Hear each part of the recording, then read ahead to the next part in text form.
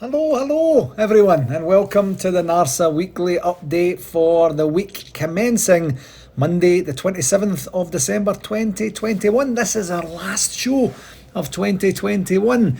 It's Gary here again, and I hope you've all had a great week and that Santa was very good to each and every one of you. Once again, Giovanni served us up 3 points and a clean sheet on Boxing Day to make our Christmas celebrations all the more enjoyable, I'm sure.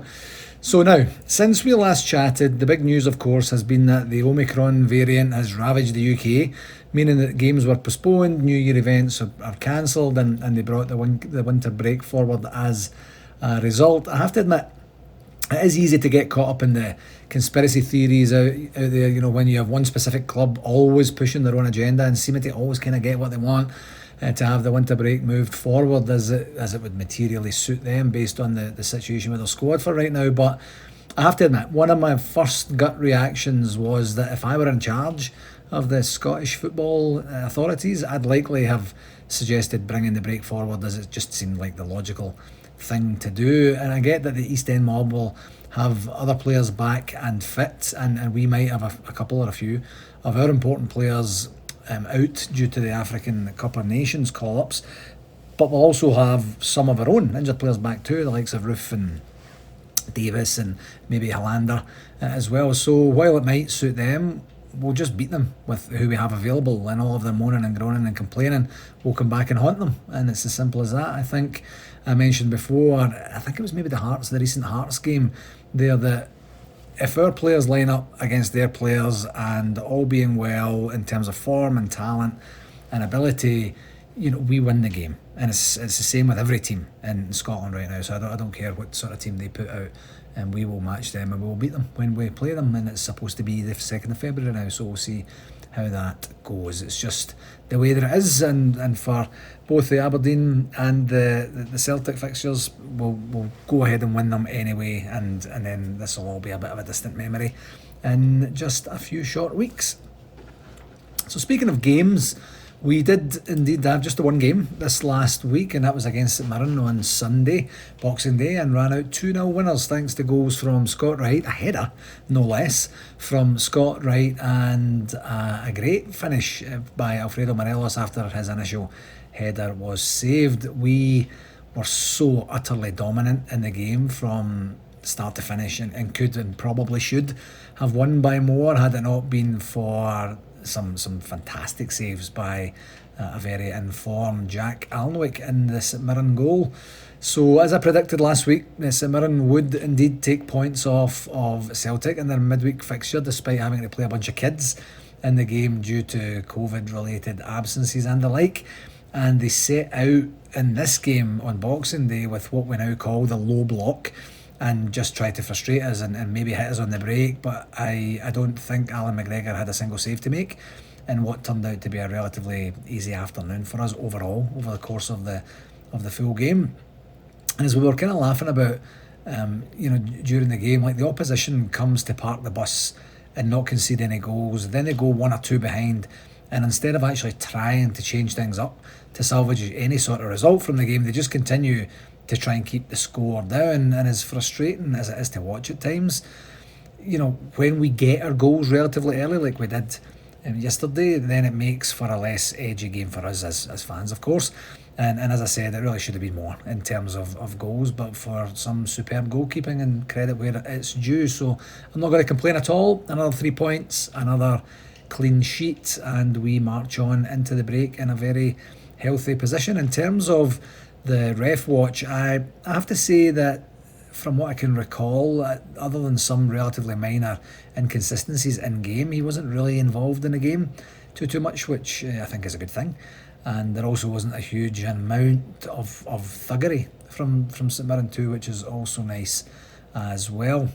So in light of COVID ravaging our game again, and our social lives, of course, I'm going to feel a bit more comfortable bringing back the points per game tally each week from this point forward.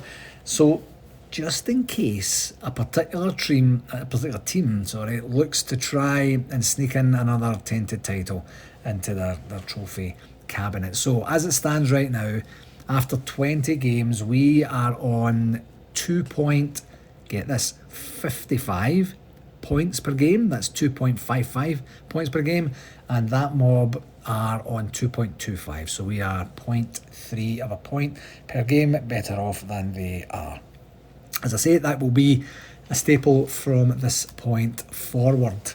So here we are now on a week that should have had two important games, as I mentioned earlier, away to Aberdeen and then over to the East End of the city.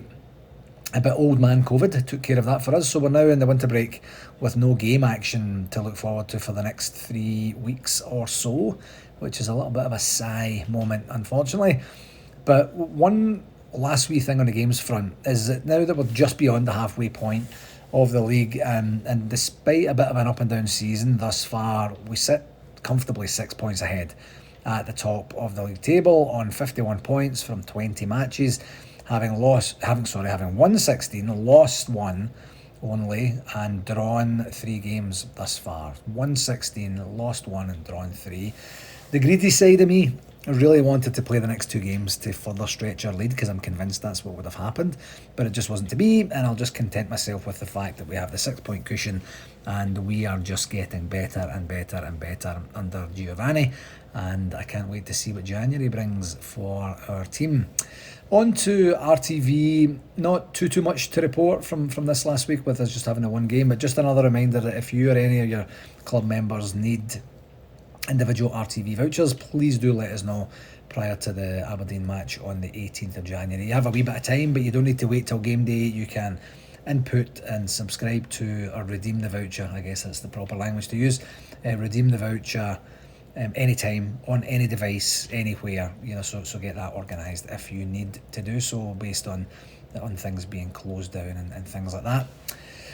Shoutouts. Firstly, I'd like to wish a very happy heavenly birthday to my wee mammy Ellen, who would have been 76 today. Unfortunately, she passed away quite suddenly just over 4 years ago, so we don't get to spend her birthdays with her anymore, but I'd like to think that she's up there having a couple of voddies and iron brews right now, and belting out her famous Paper Roses rendition that she used to do. So happy birthday, Mum.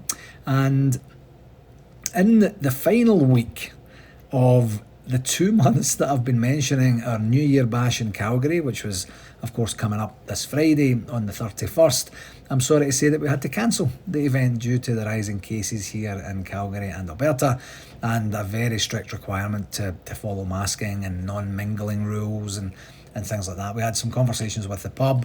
They were more than willing to do it with us, but it was going to just be too restrictive, and for everyone's sake, we thought it best just to put the cancellation on that, unfortunately. And it's a real shame, because we had about 50 people confirmed, and we were really looking forward to seeing everyone and ringing in the bells. So that's the way it goes, safety first and all that. That's 2 New Year bashes in a row that we've lost to COVID, which is really a shame for everyone involved. But we'll try again next year. I'm fairly sure I said the same last year, but yeah, as I say, safety first on that. For our convention update this week, similar to last week's, just a couple of quick updates. A reminder of the excursions that are still for sale. Thursday, June the 2nd, the VIP party boat, only 45 spots available. Friday, June 3rd, best day ever tour, only 200 spots available for that. For the other events like the golf, the football, the Sunday leaving do, we're going to take a wee breather on that and take a foot off the gas on that just for this week and next week, and we'll pick those back up in early January and get ourselves going. Just a quick reminder in terms of the magazine adverts, every club has been communicated with at least twice in terms of getting the magazine adverts organised for those, and we have started the process of going outside of the NARSA membership now to try and fill up the magazine for the event as well. So if your club hasn't got to that yet, please don't delay. We just want to make sure that we have everyone who wants to be represented in the magazine. And it's getting a wee bit unbelievable now that we're just over 5 months until the event itself. 5 months, I guess 5 months in a week, basically. And I'm starting to get very excited about that very fact in terms of the timing. So what you can expect in January is the events going on sale, as I mentioned, and us ramping up on our guests' confirmation, because typically we would have a few of the guests announced by now. We do have a couple of confirmations already, a couple of other feelers gone out, people in principle being interested in it. We just need to kind of confirm that formally before we make any announcements.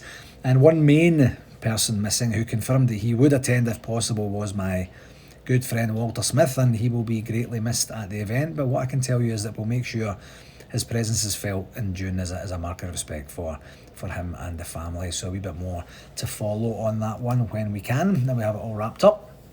On the 2023 convention, we have completed the preliminary contract review, and I'll just get in another couple of eyeballs on it, and just to make sure I haven't missed anything, and then we'll get it sent back to the hotel to get some of the things addressed or confirmed or clarified, and then we'll hopefully be in decent shape to look at signing that and confirming that in the January time frame sometime, hopefully in the next couple of weeks.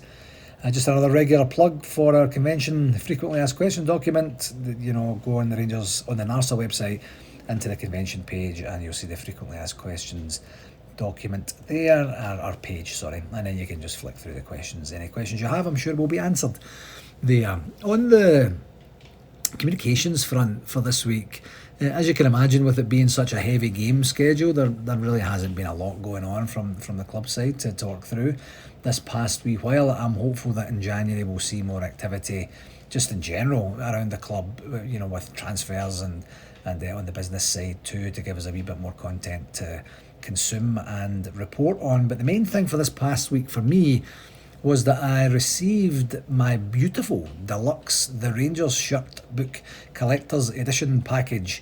This, when did I pick it up? It was just before Christmas. And I have to tell you, it's absolutely amazing. It's such brilliant quality, and from a first quick scan of the actual book, the content in the book, it looks like it's going to be a great read as well. I haven't started it properly yet. Maybe I'll try and do that sometime during the festive period if I can.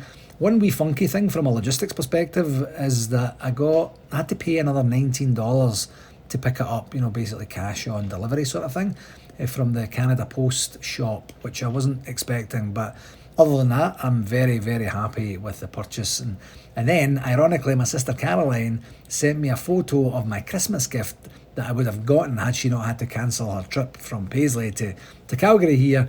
And what do you know, it's the Rangers shirt book.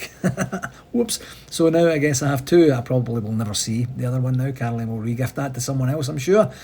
But I am trying to think, I'm thinking of getting the writers of the book on for a quick interview sometime. So we'll see if we can work that out and get some introductions done and see if they're interested in coming on. And I have been promising, just on that front, I've been promising to get Ian Carrollton from Kilts For You onto the pod for the last while, and I keep forgetting, honestly. So I haven't managed to get to that yet, but we'll get Ian on first, and we'll maybe see if we can get the book guys on.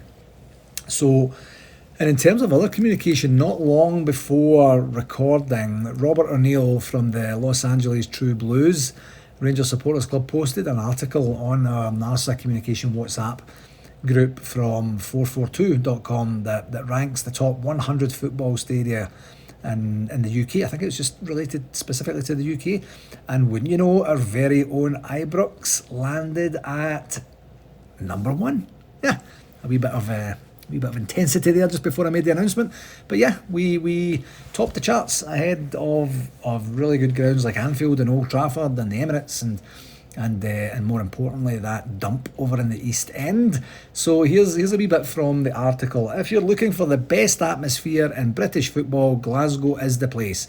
For its sheer vibrancy, passion and intensity on and off the pitch, nothing on these shores compares to the matchday experience at an Old Firm fixture. Few games in the world can equal it, arguably only Boca Juniors versus River Plate. Big European nights at Ibrox and Celtic Park are pretty special too, as various legends like Lionel Messi and Gigi Buffon have attested over the years. There's very little to choose between the two grounds. Excuse me. And FFT 442 does its best to maintain neutrality on all Rangers versus Celtic matters, but by the sheer nature of a list like this, there has to be a number 1, inevitably dooming us to a deluge of angry letters. That would be if they could write properly. Ibrox just about takes top spot, even though its capacity is smaller by around 10,000. This is in comparison to the Celtic's ground. And fans are close to the pitch on all sides of the ground with good views from pretty much anywhere. 3 sides of the stadium are aesthetically smart, modern, 2-tiered affairs, while the main stand provides the nod to history, and not only because it's named after legendary manager Bill Struth. Designed by legendary architect Archibald Leach, the 3-tiered stand is a Category B listed building with an impressive red brick facade that backs straight onto the main road, and a plush interior which includes the famous marble staircase leading to the boardroom and trophy room. Just about within walking distance of the city centre, the local area is abuzz on match day. Inside the ground, it's even more raucous.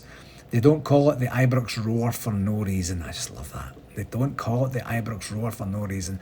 Whichever of the 2 Glasgow grounds you choose, visit for a big game if you can. You may not see anything like it elsewhere. Obviously, don't go to the East End. And then it finishes off by saying, did you know Ibrox holds the record attendance for any league match in Britain? 118,567 people saw Rangers face Celtic in 1939. I'll put a link to the article. It's actually quite a decent read. I scanned through it, of course, just looking for where Rangers are, and you can take a wee peek at that and see some of the other bits and pieces there. There's quite a few Scottish grounds there as well. So that's going to do it for this week, my friends. Another shorter one this week, which is understandable due to the time of year that we're in and the events that, of course, have unfolded back home in terms of the restrictive nature of the football stuff. Now, as always, thank you very, very much for taking the time to listen, and please do share it with whomever you think might enjoy it. And until next week, please do take care. All the very best. Have a safe and absolutely wonderful new year when it comes. 2022 is going to be a very important year for the club in terms of the 150th anniversary, the 50th anniversary of Barcelona 72, and of course our huge convention that's coming up here shortly. So I can't wait to finally get 2022 underway. Take care, folks. Cheerio.